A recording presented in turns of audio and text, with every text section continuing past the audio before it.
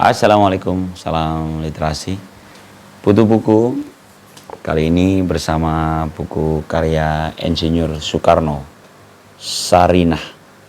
Ya, buku lama tapi ini terbitan baru yang disunting oleh Putri Soekarno, Ibu Sukmawati Soekarno. Buku ini terbitan 2000. Ini cetakan 2019. Sarinah, kewajiban wanita dalam perjuangan Republik Indonesia. Buku yang menarik untuk kita bahas. Kebetulan ini masih bulan April, rasanya cocok lah ya, masih suasana Kartini. Jadi ngomongin wanita. Nah, Sarinah ini, ya pertama tentu kenapa Sarinah gitu ya. Di sini disampaikan oleh Bapak Soekarno, Presiden pertama Republik Indonesia, sang penulis buku ini, di kata pendahuluannya. Di sini ada kata pendahuluan, dia cerita latar belakang mengapa perlu menulis buku tentang wanita Indonesia. Ya, karena dibutuhkan kursus-kursus wanita, hal-hal tentang wanita. Tapi mengapa Sarinah? Di alinea terakhir pada kata pendahuluannya, Soekarno menyampaikan bahwa Sarinah adalah mbok saya. Jadi Sarinah ini adalah seorang pembantu pengasuh Soekarno kecil yang menemani Soekarno di masa kecilnya, di masa kanak-kanaknya. Dan kedekatan Soekarno dengan Sarinah inilah yang membuat Soekarno memilih nama mboknya ini menjadi judul bukunya. Saya namakan kitab ini Sarinah sebagai tanda terima kasih saya kepada pengasuh saya ketika masih kanak-kanak. Pengasuh saya bernama Sarinah. Ia mbok saya, ia membantu ibu saya, dan dari dia saya menerima banyak rasa cinta, rasa kasih. Dan dari dia saya banyak mendapat pelajaran mencintai orang kecil. Dia sendiri pun orang kecil, tapi budinya selalu besar. Moga-moga Tuhan membalas kebaikan Sarinah itu. Ini menurut saya tradisi menarik dari seorang intelektual semacam Soekarno. Bagaimana dia mengungkapkan rasa terima kasihnya dengan memilih nama mboknya, pengasuhnya menjadi judul buku. Dan akhirnya kan menyejarah, ya, mengabadi dalam buku ini. Bahkan kalau saya sempat googling nyari berita tentang siapakah Sarinah, ada beberapa foto bersama Presiden Soekarno. Bahkan setelah dia menjadi presiden, itu beliau masih sangat dekat dengan pengasuhnya ini. Baiklah, buku ini seperti biasa saya akan sampaikan dalam susunan daftar isinya. Daftar isinya ini terbagi menjadi 6 bab. 6 bab. Tadi saya sampaikan sudah di kata pendahuluan, itu yang ditulis langsung oleh sang penulis yaitu Insinyur Soekarno. Latar belakang buku ini ditulis. Bab 1 adalah soal perempuan. Ya, judulnya bab 1 soal perempuan. Dibuka dengan sabda Nabi. Jadi Insinyur Soekarno menukil satu hadis, perempuan itu tiang negeri. Manakala baik perempuan, baiklah negeri. Manakala rusak perempuan, rusaklah negeri. Hadis yang indah dinukil oleh Soekarno. Bahkan Soekarno juga menukil kata dari Ki Hajar Dewantara. Janganlah tergesa-gesa meniru cara modern atau cara Eropa. Janganlah pula terikat oleh rasa konservatif dan rasa sempit. Tapi cocokkanlah semua barang dengan kodratnya. Ini nasihat Ki Hajar Dewantara, dan menurut Soekarno, cara pandang inilah yang paling pas untuk memandang perempuan dari sudut pandang kita sebagai bangsa. Jadi mestinya dicocokkan dulu yang paling pas. Jangan dipaksa-paksakan modern lalu meninggalkannya. Jangan pula terlalu kolot. Ya. Jadi pas. Gitu. Di sini disebutkan beberapa kaidah agama, ya, Islam. Bahkan ada pengakuan dari seorang Soekarno bahwa dia memang bukan ahli fikih, namun dia menukil beberapa dalil sebagai bukti kecintaan Soekarno terhadap Islam. Ini di bab pertama, yaitu soal perempuan. Ya, baiklah, sekarang kita beranjak ke bab kedua. Judulnya adalah laki-laki dan perempuan. diawali dengan satu nukilan tulisan di pada beberapa alinea di bab ini diambil oleh penyunting. Sepertinya ini penyuntingnya Bu Sukmawati Soekarno sepertinya ya, meletakkan satu bait. Alam membuat manusia berpasang-pasangan. Laki-laki tak dapat ada jika tak ada perempuan, pun perempuan tak dapat ada jika tak ada laki-laki. Jadi pada bab ini Soekarno menukil banyak ayat. Ya. Ini memang di buku Sarinah ini Soekarno membuktikan bahwa beliau seorang yang cukup memahami agamanya, dalam hal ini adalah agama Islam. Di sini dinukil surat Az-Zukhruf ayat 12. Ya. Maha mulia Dia yang menjadikan segala sesuatu berpasang-pasangan. Kemudian juga dari Az-Zariyat ayat 49. Ya, Dia menjadikan hal berpasang-pasangan, membuatmu perahu-perahu dan ternak kaum tunggangi. Kemudian ada juga dari surat Yasin. Ya, jadi banyak surat ayat-ayat yang saya tadi kebalik ya. Justru ayat Yasin ayat 36 tadi yang bagaimana menciptakan berpasang-pasangan. Kemudian di Zukhruf ayat 12 itu menjadikan berpasang-pasangan, membuat bagimu perahu dan ternak yang kamu tunggangi. Kalau di Adzariyat itu justru, dan dari tiap-tiap barang kita membuat pasang-pasangan agar kalian mengingat itu, tadzakar. Ini beberapa ayat ya, yang disampaikan oleh Soekarno dalam bab 2 perihal laki-laki dan perempuan. Dan ini indahnya Soekarno ya, karena dia cukup akademis sehingga penyajiannya dari runut ya. Dalil-dalil di awal atau dalil-dalil di kitab suci. Kemudian setelah itu dilanjutkan pada pendapat para filosof, baik dari Maxwell, Faraday, Nikola Tesla, Descartes, René Descartes, Hegel, Spencer, William Thomson. Jadi beberapa pandangan filosof terkait laki-laki dan hukum dasar manusia laki-laki dan perempuan. Bahkan ada kalimat yang menurut saya indah ya. Jadi saya tuliskan nih, Olive Schremer ya. Dia seorang idealis perempuan Eropa. Dia menyebutkan antara laki-laki dan perempuan ini terikat pada tali gaib. Tali gaib. Tali hidup, tali sosial. Jadi ikatan-ikatan antara laki-laki dan perempuan itu ada tali gaib, tali hidup, tali sosial. Jadi sesuatu ikatan yang imajiner namun demikian kuat. Menurut saya ini menarik ya. Yang tentu di antara tali gaib, tali hidup, tali sosial itu adalah tali, kalau di sini tali sekse ya. Sekse ini syahwat. Adalah penjelmaan yang paling keras dari kemauan hidup ya. Untuk bereproduksi. Jadi kemauan hidup manusia untuk bereproduksi. Menurut saya ini dibahas cukup detail di sini, dan bahkan ada beberapa statistik tentang bunuh diri ya. Tapi ini data lama tentunya ya, data lama di Eropa tentang lebih banyak bunuh diri perempuan dibanding laki-laki. Terus ada pandangan pendek. Jadi pendek pikiran gitu. Perempuan itu cenderung lebih pendek pikiran, tapi terus dikritisi. Makanya ini memang saya mengakui kejelian seorang Soekarno dalam memandang perempuan gitu ya.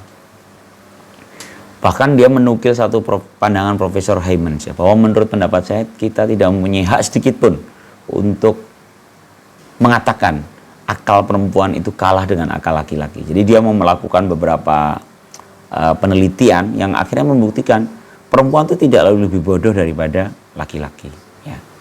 Ya walaupun katanya berat otaknya itu, kalau beberapa penelitian yang dilakukan ya, berat otak perempuan itu lebih ringan dibanding berat laki-laki.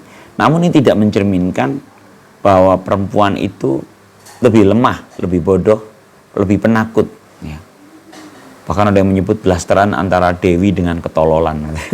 Ini kan sangat sinis memandang perempuan, dan itu dibantah oleh beberapa tokoh yang dinukil oleh Insinyur Soekarno dalam buku ini.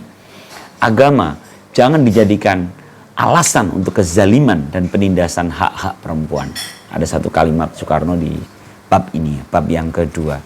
Jadi bab kedua tentang laki-laki dan perempuan ini justru mendudukkan laki-laki dan perempuan menjadi bagian dari fitrah satu manusia dan memiliki pola hubungan, tali gaib, tali sosial, tali yang berupa tadi ya pola hubungan, dan mereka itu ya, perempuan tidak lalu lebih lemah atau lebih bodoh atau lebih pendek pikiran dibanding laki-laki.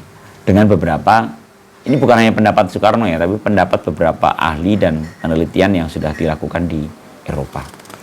Oke, kita perlahan-lahan lanjut lagi ke bab ketiga. Bab ketiga ini judulnya menarik. Dari goa ke kota. Saya penasaran nih, waktu beli buku ini, saya baca di daftar isi, saya penasaran sama bab ini. Apa maksudnya ngomongin perempuan kok dari goa ke kota? Ternyata ini justru bicara tentang sejarah manusia. Soekarno menuliskannya berpanjang-panjang dari zaman ke zaman. Dibuka dengan kalimat biasa, ini selalu ada nukilan ya. Kalau di bukunya yang saya pegang nih, buku Sarinah yang pegang ini, selalu ada nukilan Alenia yang menjadi pemantik bab itu. Saya bacakan aja, ini menurut saya menarik sih. Sudah barang tentu pula, tidak di mana-mana di muka bumi selalu ada manusia, dan tidak di mana-mana pula zaman manusia itu sama tuanya. Jadi manusia dengan zaman itu sama tuanya. Awal manusia ini menurut beberapa teori di sini disampaikan ya, Soekarno cukup detail. Dia mundur ke belakang dari awal teori bumi diciptakan gitu. Lalu bagaimana perempuan dulu dianggap sebagai budak bahkan sebelum ada budak gitu. Kata August Bebel. Perempuan itu adalah rumah ya. Mula-mula jadi cara pandang awalnya itu manusia purba itu perempuan ini budak gitu ya. Hanya sebagai pelengkap. Namun, ini sama August Bebel, dia menuliskan di manusia purba sekalipun ya, yang mula-mula duduk di samping buayan, kesenian. Jadi, yang mulai duduk di gua, bikin anyaman, itu adalah perempuan. Dia membuat tali untuk mengikat bagian-bagian guanya, gubuknya, itu perempuan. Bagaimana dia membuat tembikar untuk memasak, itu perempuan. Bagaimana dia menganyam keranjang sampai dengan akhirnya juga anyaman untuk menjadi bajunya, itu adalah perempuan.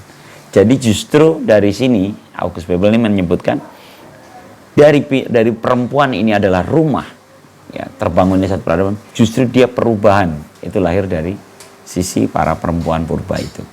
Walaupun pada akhirnya ini yang agak ya ironi ya, kecantikan perempuan hanya menjadi sex appeal panggilan sensualitas perempuan itu hanya akhirnya menjadi senjata ekonomis. Bahkan kelaminnya menjadi fungsi ekonomi. Ini menyedihkan ya. Jadi banyak pandangan yang di Eropa, bahkan ya di Eropa itu udah mulai akhirnya menjadi memarginalkan peran perempuan. Padahal sebenarnya di dalam diri perempuan itu, ya ini kata Heinrich Roland Holz, ya, di dalam jiwa tiap-tiap wanita sedalam-dalamnya bersemayam keinginan pada cinta dan keibuan. Dan Kak Heinrich Roland Holz ini pun termasuk ya menginspirasi pahlawan wanita kita. Ini cocok nih bulan April ya, masih suasana Hari Kartini ya. Raden Ajeng Kartini dalam bukunya Door des Tennis tot Licht ya, habis gelap terbitlah terang. Di situ dituliskan betapa nilai-nilai luhur keperempuanan. Menarik sih buku Sarinah ini juga menuliskan beberapa tulisan atau nukilan atau pergaulan yang mendunia dari seorang Raden Ajeng Kartini yang akhirnya melahirkan pandangan-pandangan tentang perempuan yang melampaui zamannya. Ya.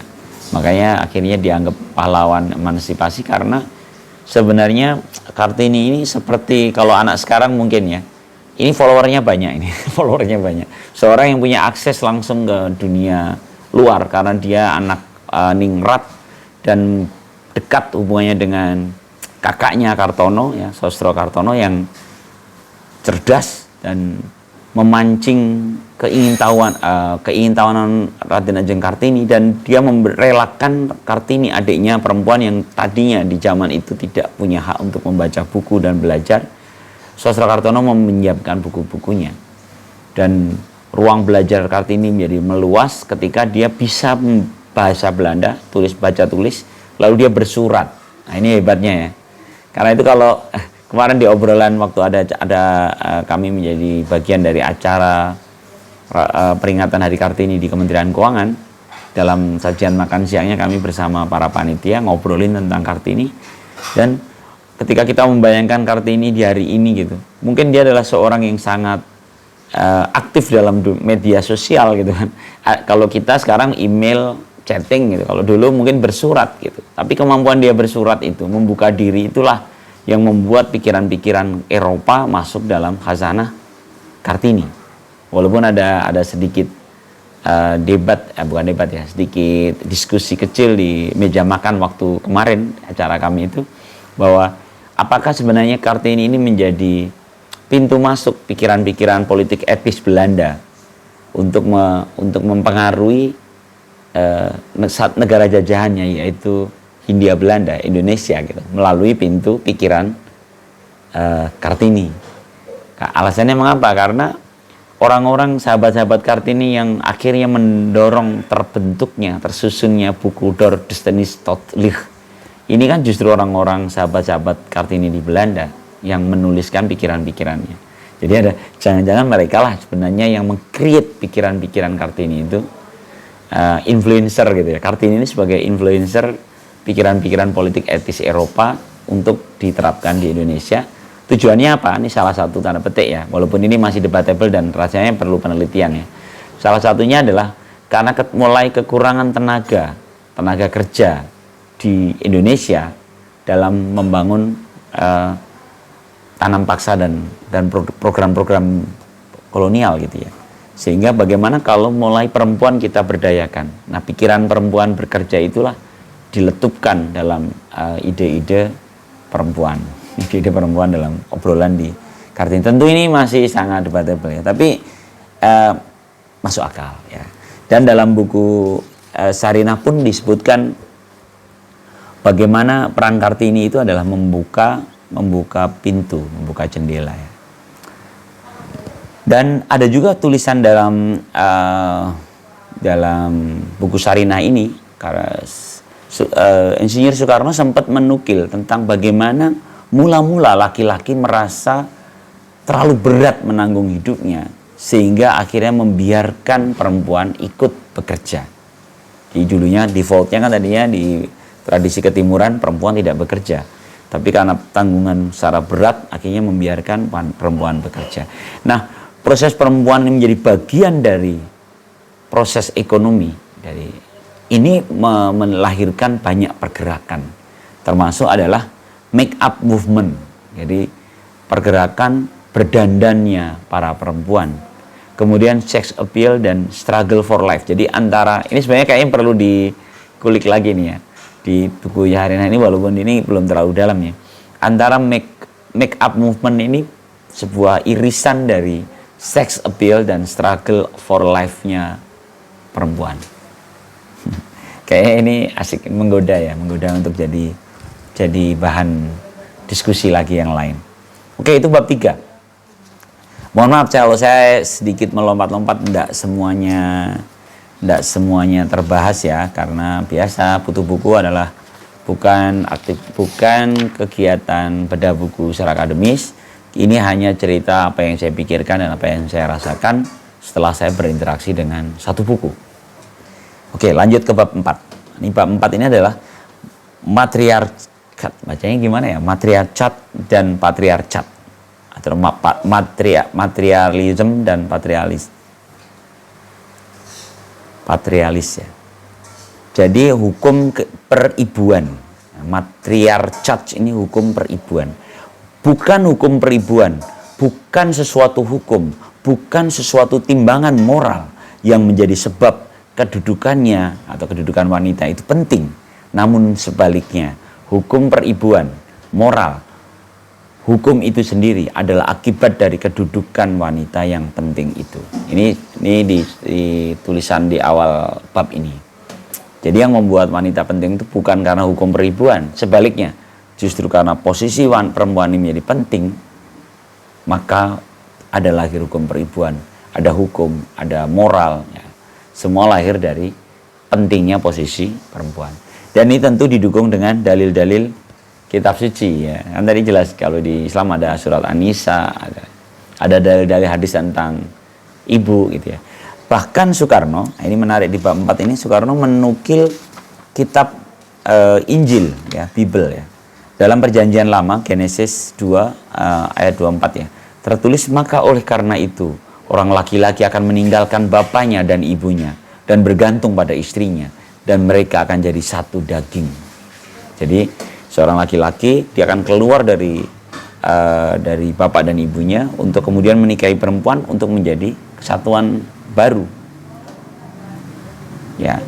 Jadi kalau di sini itu disebutkan setelah menuliskan beberapa ayat-ayat ya dalam kitab suci, ternyata hukum peribuan agama ini menjaga untuk tidak ada kezaliman dalam hukum patriar, hukum kelaki-lakian ya, patriarcat ya. Bukan untuk menghidupkan matriarcatnya, tapi untuk memerdekakan perempuan. Jadi memang tidak dipungkiri bahwa agama itu cenderung patriarki kan, karena kalau dalam Islam rijalu qawwamuna 'alan nisa gitu-gitu ya. Tapi ternyata agama mengingatkan untuk menjaga kemerdekaan atau kebebasan seorang perempuan. Dan ada penjelasan panjang lebar yang saya terus terang agak hal baru buat saya ya, tentang tradisi Jepang, tradisi perempuan di Jepang. Dan itu aduh seru ya. Makanya teman-teman baca sendiri deh. Bagaimana di Jepang itu wanita itu harus tunduk betul dengan suaminya, bahkan ketika suaminya itu pulang membawa perempuan lain pun ya, si istri itu harus tetap menjaga bahkan menyiapkan kebutuhan suaminya, padahal dia tahu suaminya membawa perempuan lain, sampai dengan nunggu doa. Itu diceritakan detail di sini ya, dengan ketimurannya yang akhirnya tetap membiarkan tertindas. Nanti di bab berikutnya akan disinggung tentang itu ya. Tapi di bab 4 ini disampaikan tradisi detail ya tentang wanita di Jepang pun, di Jepang juga. Nah di bab 5 wanita bergerak, saya tergoda untuk menyampaikan bab 5 ini karena disinilah ada satu kalimat indah tentang tatkala perempuan di dunia barat sudah mulai sadar ya, sudah mulai bergerak, sudah melawan, maka perempuan di dunia timur termasuk Jepang yang tadi saya sampaikan masih saja diam-diam menderita pingitan dan penindasan dengan tiada protes sedikit pun juga.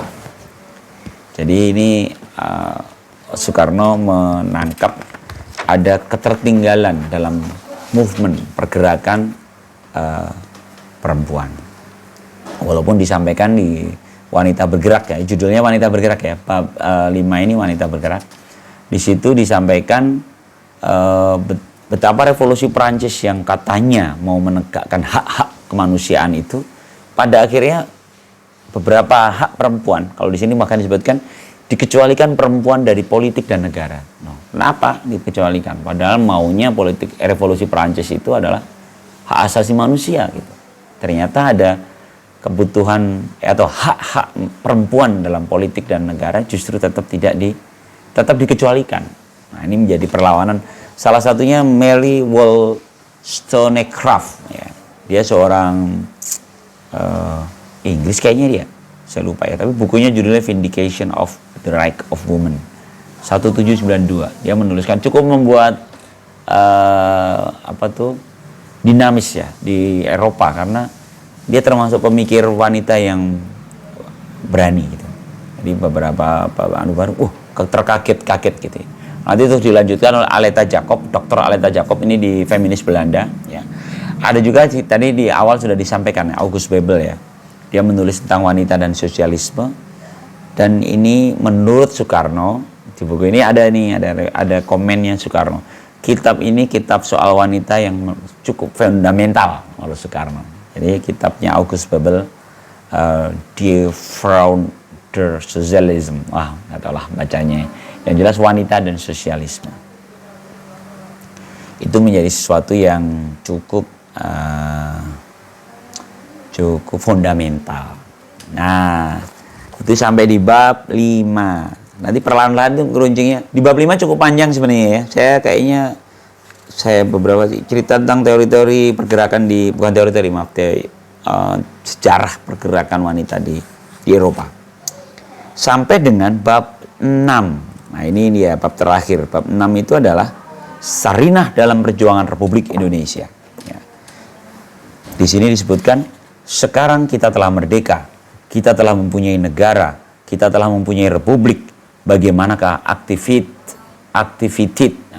kalau ini nggak tahu bahasanya apa, aktivitas wanita di dalam republik kita itu, bagaimanakah harusnya aktivitas wanita di dalam perjuangan republik ini. Jadi bagaimanakah kondisi aktivis perempuan, tapi juga harusnya kayak apa sih aktivis perempuan. Nah gitulah, di bab ini akan membahas itu.